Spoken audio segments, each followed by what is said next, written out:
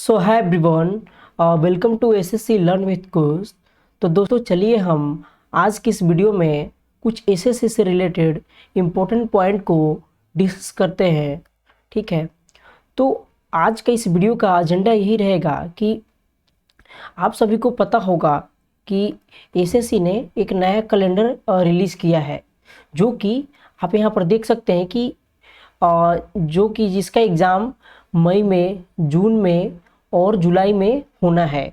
ठीक है, मतलब कि जैसे मई हो गया, जून और जुलाई के लिए ये जो शेड्यूल है एग्ज़ाम का वो रिलीज हो चुका है। ठीक है, तो सबसे पहले हम देखते हैं कि जो एमटीएस का एग्ज़ाम है वो आपका 2 मई से 19 मई को होगा बीच में, और एक फिर 13 जून से 20 जून तक, मतलब इस 2 सेशन में इसका एग्ज़ाम लिया जाएगा। तो आपका कभी भी एग्ज़ाम पढ़ सकता है, या तो इस पहले सेशन में भी पढ़ सकता है, नहीं तो सेकंड सेशन में भी पढ़ सकता है। ठीक है, और दूसरी हम देखें कि जो एसआई का एग्ज़ाम है, जो टीयर 2 का, वो आपका 2 मई को होगा। ठीक है, और जो सीएचएसएल का एग्ज़ाम है, जैसे कि अभी आपको पता होगा कि जो सीएचएसएल का एग्ज़ाम है, तो प्री का एग्ज़ाम तो हो गया है। ठीक है, अभी आंसर वगैरह नहीं आई है। ठीक है ना, तो उसका जो मेंस होगा वो आपका एक ही दिन होगा, मतलब 26 जून को होगा। और आपको मैं बता दूं कि अगर कोई एग्ज़ाम एक दिन होता है, ठीक है, अगर वो एग्ज़ाम एक दिन होता है तो इसका यही मतलब है कि उसमें आपका नॉर्मलाइजेशन नहीं होता है। ठीक है, अगर ये मोर देन वन होगा ना, अगर ये मोर देन वन होगा, मतलब एक दिन से ज़्यादा अगर दिन एग्ज़ाम चलेगा, तब वहाँ पे आपका नॉर्मलाइजेशन होता है। ठीक है, तो इस बात को आप ध्यान में रखिएगा। और दूसरी चीज़ कि यहाँ पर जो आपका सिलेक्शन पोस्ट का एग्ज़ाम होना है, ठीक है, जो आपने भी फॉर्म भरा भी होगा, ठीक है, तो उसका एग्ज़ाम 27 जून से 30 जून के बीच में होगा। मैं आपको बता दूं कि सिलेक्शन पोस्ट जो बहुत सारे डिपार्टमेंट होते हैं, ठीक है ना, तो उसमें अगर वैकेंसी खाली रहता है तो एसएससी एक अलग से ये इसका एग्ज़ाम कंडक्ट करवाती है। ठीक है, तो इससे क्या होता है ना कि जो भी वैकेंसी वहाँ पर खाली रहेगा वो भर जाता है। ठीक है, और सबसे इम्पोर्टेंट यहाँ पर चीज़ हम ये देखते हैं कि जो हमारा एसएससी सीजीएल टायर 1 का एग्ज़ाम है वो आपका 14 जुलाई से 27 जुलाई के बीच में होगा। ठीक है, मतलब कि 14 से 27 जुलाई के बीच में होगा। ठीक है, तो अभी आप बहुत सारी जो एस्पायरेंट है उनका ध्यान यहाँ ही लगा रहेगा। ठीक है, जो टीयर 1 का एग्ज़ाम पे, तो अभी भी आपके पास बहुत ज़्यादा टाइम है। अगर आज मान के चलिए तो आपके पास अप्रैल है, ठीक है, फिर मई है, फिर जून है, और आधा आप मान सकते हैं कि जुलाई भी है। ठीक है, तो अभी आप अप्रोक्सीमेट कैलकुलेट कीजिएगा तो 3.5 मंथ्स आपको मिलेंगे। वो भी किसके लिए है? ये आपका प्री के लिए है, ना कि मेंस के लिए। क्योंकि अगर प्री जुलाई में होता है तो मेंस 3 महीना, 2-3 महीना तो टाइम लगता ही है। तो आप मान के चलिए कि आपका जो मेंस का एग्ज़ाम होगा वो आपका अक्टूबर में ही होगा, मोस्ट प्रोबेबली अक्टूबर में ही होगा। तो आपको यहाँ भी टाइम मिल जाएगा, जैसे यहाँ पर 3 मंथ का मिल जाएगा यहाँ भी टाइम, और अभी तो मिल ही रहा है 3.5 मंथ का। ठीक है ना, तो आप इसको इग्नोर मत कीजिएगा। जो बिगिनर भी है, आप सपोज कीजिए कि आपकी उतनी अच्छी तैयारी नहीं रही पिछले 2022 वाले में, तो अभी से भी आप स्टार्ट कर सकते हैं। अगर 2022 आपका अच्छा नहीं गया होगा तो कोई दिक्कत नहीं। बहुत लोग ऐसे भी होंगे कि जो अभी से स्टार्ट करेंगे और अच्छा प्रिपरेशन करके, और जो 23 वाला वैकेंसी है उसमें अच्छा स्कोर लाएंगे और सेलेक्ट भी हो जाएंगे। तो आपको क्या करना है, कुछ पॉइंट को ध्यान रखना है। तो चलिए हम कुछ जो पॉइंट्स है मैंने वहाँ पर ऑलरेडी लिख चुका हूँ, तो उसको हम डिस्कस कर लेते हैं। ठीक है, जो कि आपके एग्ज़ाम से रिलेटेड है। तो सबसे पहली चीज़ कि देखिए, आप कितना पढ़ते हैं कितना नहीं पढ़ते हैं कोई फ़र्क नहीं पड़ता है। आपको मॉक टेस्ट हमेशा लगाना चाहिए। जैसे उससे क्या होता है ना कि मॉक से आपका क्या पता चलेगा कि हाँ, मेरा क्या स्ट्रेंथ है, ठीक है, क्या वीक पॉइंट है, ठीक है ना। तो आप क्या कर सकते हैं कि जो आपका वीक पॉइंट है उसको आप इम्प्रूव कर सकते हैं। जब आपको पता ही नहीं चलेगा कि आपका वीक पॉइंट क्या है तो क्या इम्प्रूव कीजिएगा, कुछ इम्प्रूव नहीं कर सकते हैं। तो इसीलिए टेस्ट देना ज़रूरी होता है। फिर आपका स्ट्रेंथ पता चलेगा तो आप करिए कि हाँ, अगर आप जो भी स्ट्रेंथ है कि हाँ आपको मैथ्स वगैरह अच्छे से आता है तो उसको और प्रैक्टिस करना है, प्रैक्टिस करके उसको मतलब एक हाई लेवल पर पहुंचा देना है, ठीक है। तो आपका ये टेक्स्ट बुक मॉक जो है परचेस कर सकते हैं और बहुत सारा ऑफर रहता है, ज़्यादा प्राइस भी नहीं रहता है आपका, वही 250 के आसपास रहेगा और 1 से 1.5 साल तक उसका जो वैलिडिटी रहता है, ठीक है। तो आप उसको परचेस कर सकते हैं। और दूसरी चीज़ कि दूसरी सबसे इम्पोर्टेंट चीज़ कि आपको प्रैक्टिस करना है। किस चीज़ का प्रैक्टिस करना है?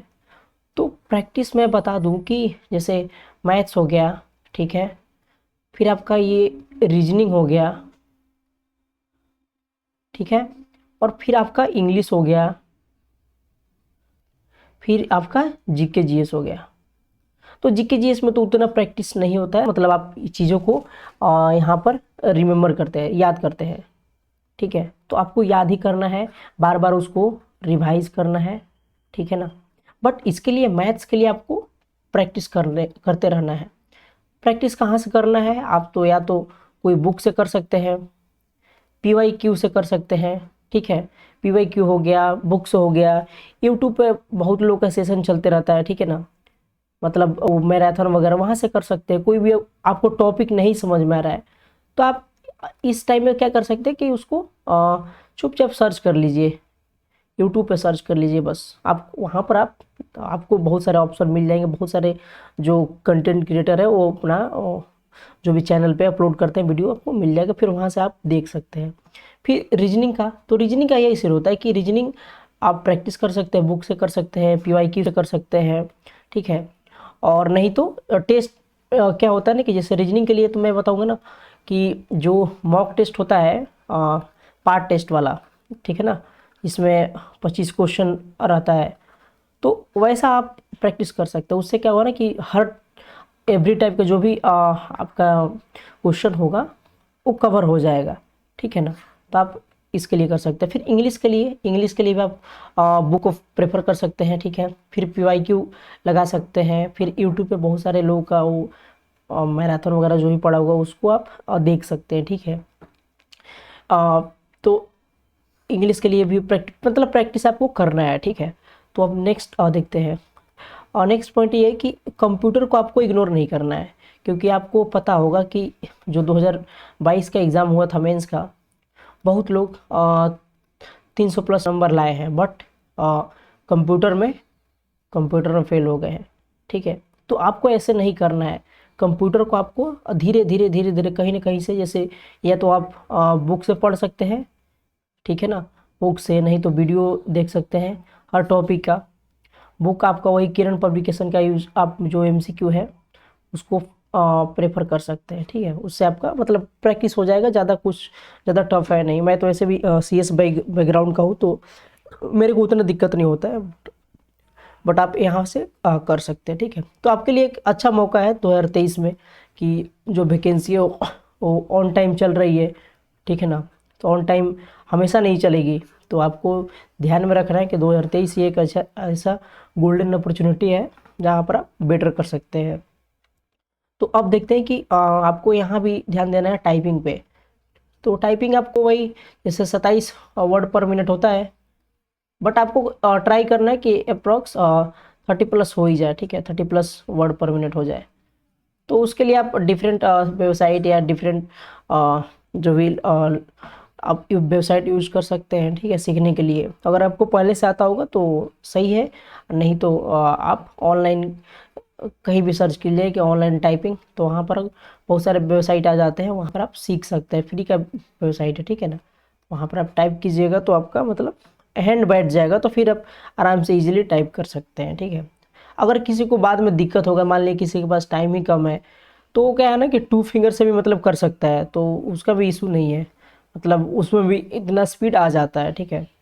तो अब हम देखते हैं कि हाँ, दो जो सबसे इम्पोर्टेंट चीज़ है ना कि आपको जो सिलेबस है उसको कवर करना है। ऐसा मैं क्यों बोल रहा हूँ कि बहुत बार क्या होता है ना कि आदमी जल्दीबाजी में सिलेबस को कवर ही नहीं करता है। कवर नहीं करने के चक्कर में क्या होता है कि बहुत सारे जो क्वेश्चन है वो ऐसे ही रह जाते हैं। बट जो स्टूडेंट यहाँ पर कवर कर लिया है उस क्वेश्चन को वो कर लेगा, तो कर लेगा तो उसका नंबर इंक्रीज हो जाएगा ना भाई। तो आपको यही करना है कि पहले थोड़ा इत्मीनान से आराम से चीज़ों को कवर करते रहना है। मतलब ऐसा नहीं कि बस पढ़ते रहना, नहीं, कवर कवर करना है, प्लस में टेस्ट भी देना है, और उसके साथ आपको प्रैक्टिस भी करना है। ठीक है, तो बस यही सारा चीज़ है जो इम्पोर्टेंट आपको ध्यान में रखना है। अगर आप इस चीज़ को ध्यान में रखते हैं तो आई होप जो इस बार आपका मतलब ज़्यादा चांस रहेगा कि हाँ हो जाने का।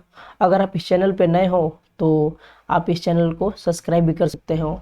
ठीक है, तो अब आपको मतलब लग रहा होगा कि हाँ मैं आपको बातों मतलब आपको लग रहा होगा ना कि हाँ आप मेरी बातों पर भरोसा क्यों रखेंगे। ठीक है, तो मैं बता दूं कि मैं भी मतलब पिछले साल से सीजीएल का जो ऐसे सीजीएल है उसका प्रिपरेशन कर रहा था। ठीक है, बट मेरे को ज़्यादा टाइम नहीं मिला क्योंकि मैं ऑलरेडी जॉब कर रहा हूँ, तो उसके साथ ही टाइम निकालना थोड़ा मतलब कम टाइम निकलता है। तो मेरा इस क्या था कि 2022 वाला एग्ज़ाम था उसमें जो प्री है वो 0.3 से रह गया था। ठीक है, क्योंकि ओबीसी का कट ऑफ सेम हो गया था, तो इसलिए इस रीजन से। बट क्या है ना कि मैंने दूसरा एक एग्ज़ाम दिया था एसएससी आईएमडी। ठीक है, मतलब मेट्रोलॉजिकल डिपार्टमेंट है, तो यहाँ मेरा सिलेक्शन हो चुका है। ठीक है ना, वहाँ पर मेरी लिस्ट मतलब मेरिट लिस्ट आ चुका है।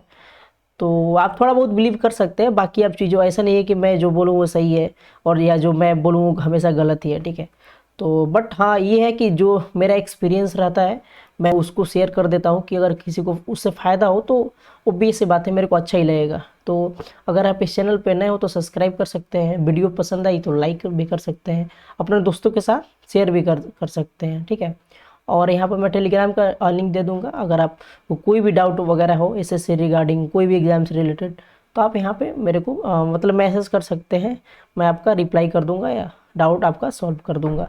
तो चलिए दोस्तों आज की वीडियो में बस इतना ही। Thank you.